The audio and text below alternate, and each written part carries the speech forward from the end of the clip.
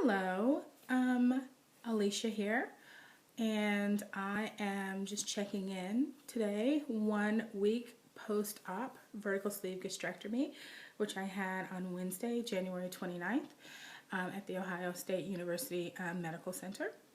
So today is Wednesday, February 5th, and I am exactly 1 week post-op. Yay, me! So I thought I would just give an update on how things have been. I gave an update a couple of days ago as far as what my stay in the hospital was like and then my first couple of days home. And so now I'm just going to do a 1 week update. So a little bit about how I have been feeling. I've been feeling actually really good. I haven't had really any issues with being overly tired. I know that that can be a challenge for folks at times just because, such a low amount of calories are being taken in. Certainly when I do some activity, I can definitely feel it a little bit later on as far as maybe being a little bit more tired than usual, but overall not really many issues. I have had some soreness from my incision sites, or I noticed that it's more difficult for me, getting up off of the sofa as opposed to getting out of a chair. At night, I find that it's tough on me when I lay down flat. So I am still like sleeping kind of upright in my bed. I have a ton of pillows piled up against the back of the bed, and I just kind of sleep up, slightly reclined. Last night I tried laying down a little flatter, and it was okay, but after a couple of hours I was feeling a little bit of pain, so I sat back up. So I think that'll be a little bit of a challenge. So each night I'm going to try to sleep more and more laying flat as opposed to having to be in that reclined position to get my body more accustomed. I think it's just because, you've had work done on your core and those muscles are weak and sore, and, certainly when you're laying down in the bed, it puts a little bit more stress on and strain on those muscles. So little by little, though, it's getting much better. One thing though is poop. I haven't really done any. I knew that this was going to be a problem based on what I had been reading about, and I don't know why I was thinking I would be any different. I don't know why I didn't really try to get ahead of it.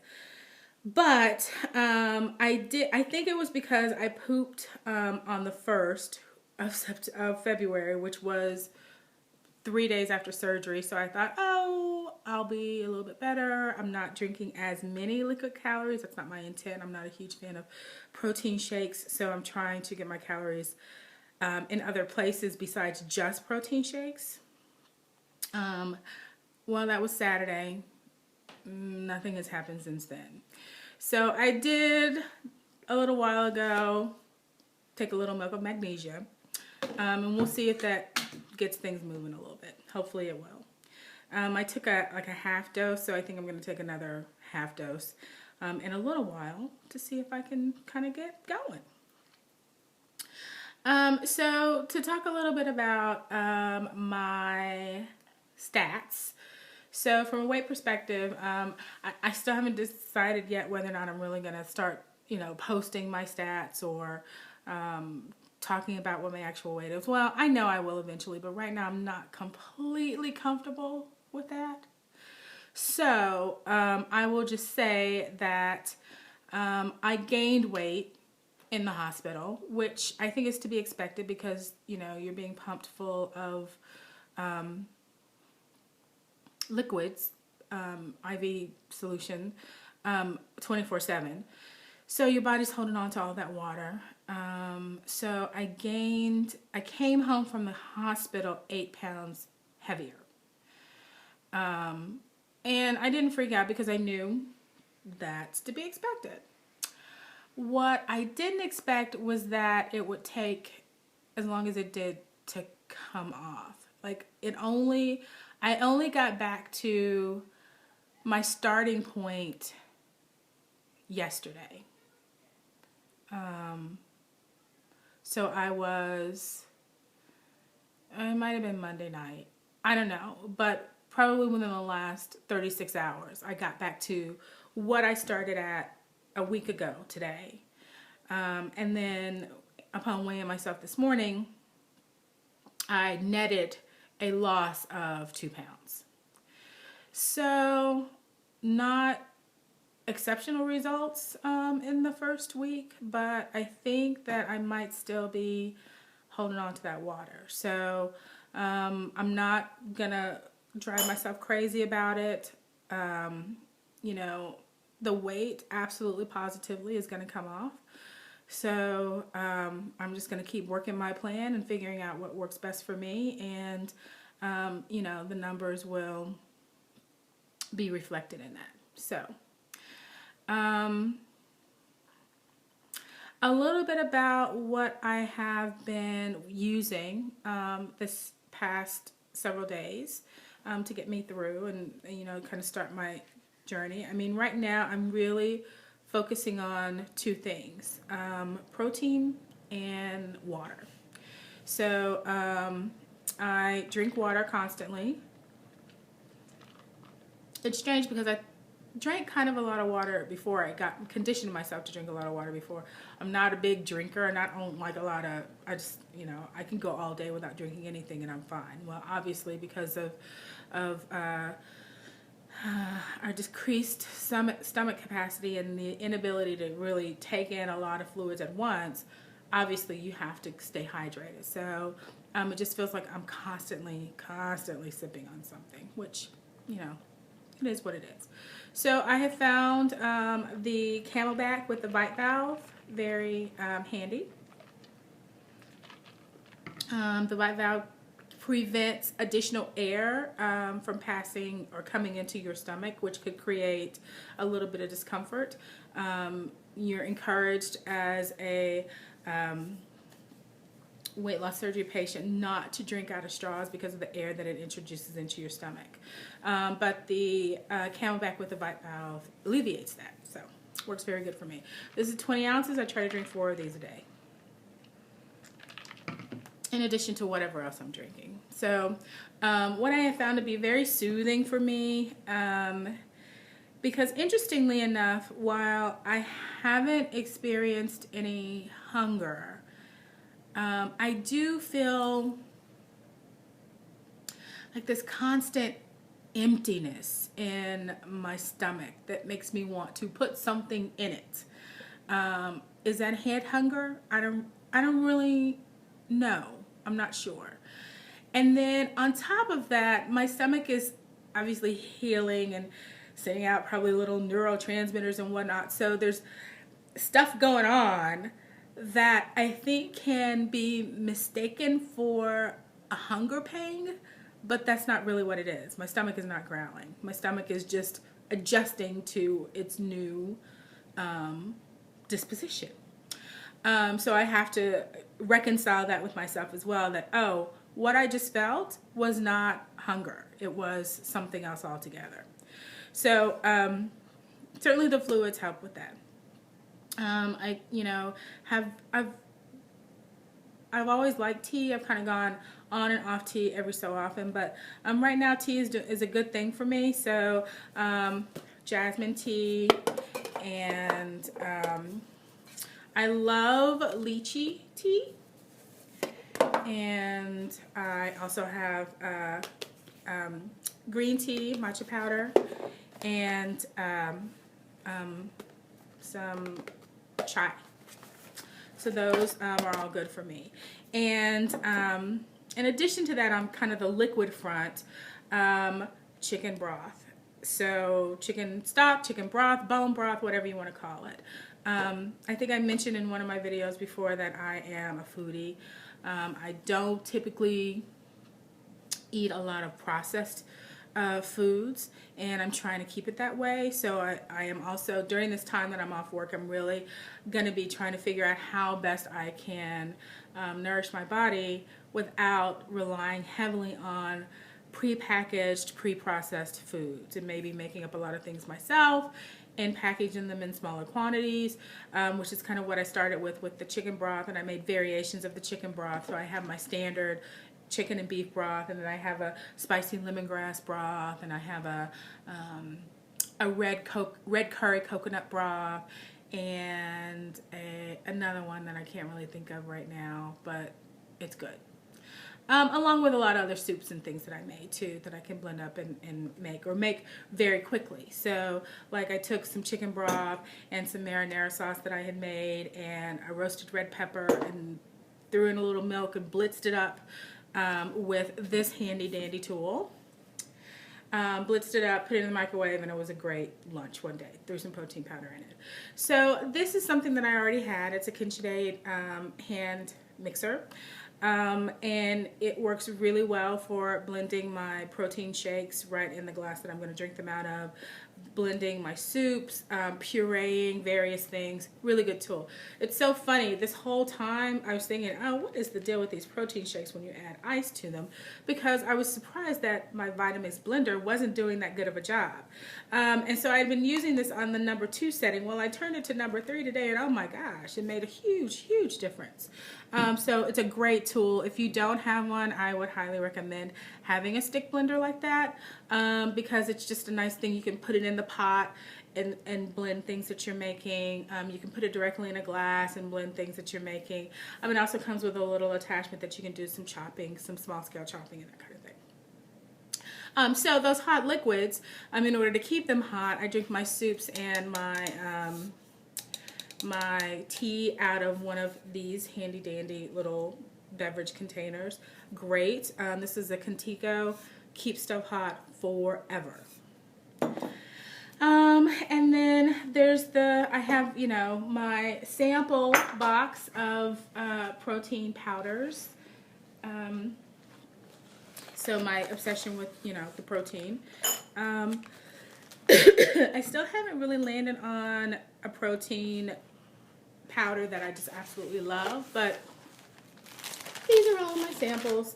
I thought I would probably be using like 2 or 3 of them a day. Really, I'm only doing 1, maybe 2 protein shakes in a day. So, I'm still trying to figure out what works best for me. I think I'm going to end up landing on some variety of the Syntrax Nectar. So, and I got these samples from Nashua Nutrition. Nashua Nutrition, I bought I think the Nectar samples came directly from the Nectar website. It's the Fit Frappe, I think, were also Nashua. The Ungery samples were from the Ungery website, and the Click samples were from Nashua. So all great resources. I highly encourage you to go out and try various ones before really going down for an expensive, huge container. And then I have, kind of the standard Premier protein shakes. I have those on hand to drink whenever I need to. I need some extra protein. Those are 30 grams of protein a piece. When I'm blending up protein, I use almond milk. This is Trader Joe's almond beverage, vanilla unsweetened. It's 40 calories a cup, 2 carbs, 1 gram of protein. So you don't really get a whole lot out of that, but it lends some creaminess as opposed to just adding water. And that also comes in coconut.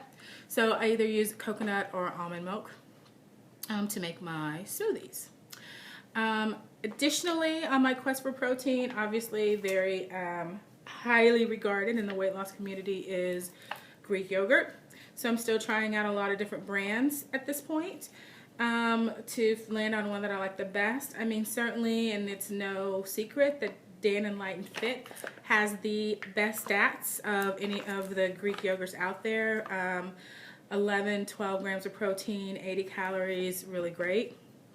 I just saw a commercial actually for Dan Enlightened Fit Activia. So I think I'm going to go out and buy some of that and try that, because it may help with the whole movement, digestive health thing. So, and then I also will use pureed beans or refried beans. That has worked well for me. So this is like just a can of traditional refried beans. These are some garbanzo beans, but I like beans of all kinds. So I'll take any beans and put them in the, and blitz them up and have some pureed beans. Here's some refried black beans from Trader Joe's.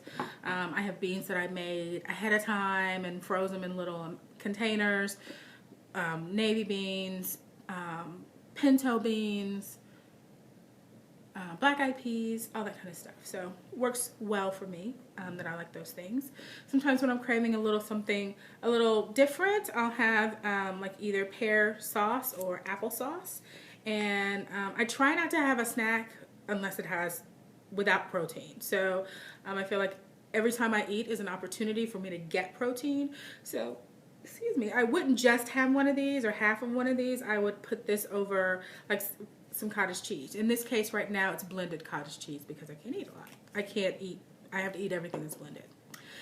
And then another opportunity to get in protein are these protein waters. I saw a commercial for this. The people who made this were on Shark Tank, that show on ABC, where inventors come on and they try to sell something. So it's by Pro Energy. And these are basically protein water. I don't know if you call them shots, but they're 4 ounces. You get 15 grams of protein, 0 sugars, and 65 calories. So if I find myself running low on protein, I will take one of these, put it in a glass with some ice and a little bit of water. Taste okay. It's not, you know, amazing or anything, but it's really not that bad. So I would recommend these. You can get them at Walgreens. And then finally, just the little tools that I use. So I think I mentioned before that I don't love eating off of plastic. I don't like eating off plastic utensils and things like that. So I will use these little sauce containers for, you know, some of my pureed food, and a little appetizer spoon works very well. And then for my soups, I have these cute little bowls. And they hold maybe 1.5 cups. So you fill it to like halfway and you got a nice little soup. And then this is a little baby soup spoon. You can buy baby utensils in actual stainless steel. It's a teaspoon. Works very well. And then one last thing in terms of what's getting me through this past week has been my binder from my my program that I worked with OSU on. You have to go to a mandated program that you must go through in order to get to surgery. And it's just a life after bariatric surgery. It has lots of reminders. I've read things over and over and over again in that book, and it's been a real help for me, just reminding me, okay, this is what I could be eating, preparing myself for the next phases, that kind of thing. So all in all, really good. I'm happy with the direction that things are going. I feel good. You know, I am really using this time off work. I decided to take 4 weeks off work just because I wanted to really focus on really establishing my new lifestyle. Obviously, I started doing that before surgery, but I think in these 30 days after surgery, it's such a critical period, and I want to really focus on me. And so that's why I decided to take a little bit more time off work. And I'm giving myself the option of taking 6 weeks off, but I probably won't do that. So that is basically it. My video is kind of long today. So it's been great talking to you and great putting this information out there, and I've learned so much from everything that I've been reading, and so you know, encouraged by watching everyone's journeys. I haven't decided yet whether or not I'm going to do a weekly update or an update every other week, but we'll see. Just kind of going with the flow right now. So until next time, bye-bye.